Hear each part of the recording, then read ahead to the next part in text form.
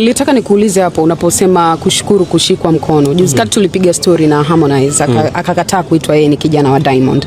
Wewe kwako unakubali kuitwa kijana wa Diamond au kwako pia inakutatiza? Mimi kijana wa Diamond sasa. Nimeshakwambia hapa nakubali kushukuru. Hata Harmonize kijana wa Diamond. Msanii wa Bongo Flava Rayvanny ameendelea kuzungumziwa mitandaoni baada ya kurejea kutoka nchini Canada ambako alitumbuiza katika tamasha la FIFA Fans Festival. Katika mahojiano yake baada ya kurejea, Rayvanny alifunguka mambo mengi kuhusu safari yake ya kimuziki, mafanikio yake kimataifa pamoja na uhusiano wake na wasanii wengine wa Tanzania. Moja ya kauli zake iliyozua mjadala mkubwa ni pale alipozungumzia kuhusu akaunti ya FIFA kumfuata Diamond Platinum kwenye mitandao ya kijamii. Kupitia maelezo yake, baadhi ya mashabiki walitafsiri kuwa Rayvanny alimaanisha kwamba impact yake yeye kutumbuiza kwenye tamasha hilo ndio ilichangia FIFA kumfollow Diamond Platinum. Hata hivyo, kauli hiyo imezua hisia tofauti kwa wadau wa sanaa na mashabiki wengi, ambapo baadhi yao wameonekana kupinga madai hayo wakisema kuwa FIFA walishamfollow Diamond Platinum tangu mwaka wa 2021.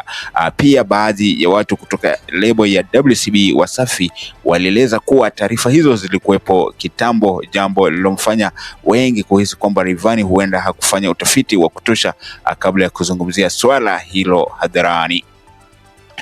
Licha ya mjadala huo, wengi wamepongeza baadhi ya maneno aliyoyasema Rayvanny, hasa aliposisitiza kuwa yeye pamoja na Harmonize ni vijana waliopitia kwa Diamond Platinum na kupata nafasi ya kukua kupitia Wasafi. Kauli hiyo imeonekana kuguza wengi, huku mashabiki wakisema inaonyesha heshima na kudhamini mchango wa Diamond Platinum katika kukuza vipaji vya muziki wa Tanzania. Rayvanny ni miongoni mwa wasanii waliowahi kufanya vizuri kimataifa akiwa chini ya Wasafi, huku akiweka historia mbalimbali ikiwemo kuwa msanii wa kwanza kutoka Afrika kutumbuiza kwenye jukwaa la MTV EMA mwaka wa 2021. Basi mpenzi mtazamaji, usiende mbali, manake tunazidi kufuatilia habari hizi, na iwapo tutapata geni, bila shaka tutakuwa tukikujuza. Mimi kijana wa Diamond sasa. Nimeshakwambia hapa nakubali kushukuru. Hata Harmonize kijana wa Diamond. Na ndio maana hata akiongea haichange ukweli kwamba ni kijana wa Diamond. Lakini nyinyi mnashindwa kujua message anayoituma pale. Message anayoituma Harmonize, atumi message kwamba anamchukia Diamond. Anatuma message ya kwamba anataka watu wampicture yeye kama yeye na vitu vyake. Isitumikane kama mtu mwingine aonekane anakuwa mkubwa kuliko yeye.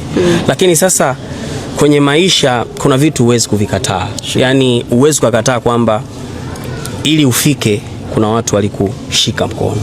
Thank you for choosing Kenado Media as your primary news platform. Kwa kuendelea kutazama video zetu, tunatutia moyo kufanya utafiti na kukuandalia taarifa kutoka kote duniani. Cha kufanya wewe ni kusubscribe, kucomment, kulike na kushare kwa watu wengi zaidi. Kenado Media, home of trends.